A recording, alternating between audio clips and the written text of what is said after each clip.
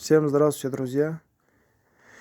Сегодня я вам хочу рассказать, что надо делать, если приора троит нечувствительность электронного газа.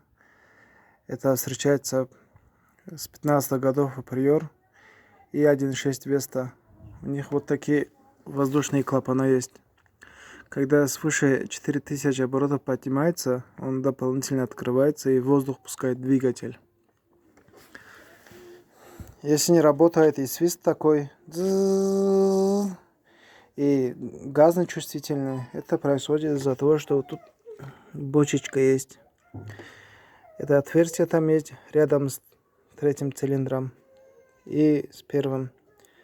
Его нужно отсюда соединить бочечку, с той стороны бочечки и потом вот сюда. И еще тут такая шланга есть, но это легко поменять. Вот гофру снимите, отсюда можно это легко вот сюда. А вот эту бочечку там таким изогнутым пинцетом, ну, трудно поменяете сами.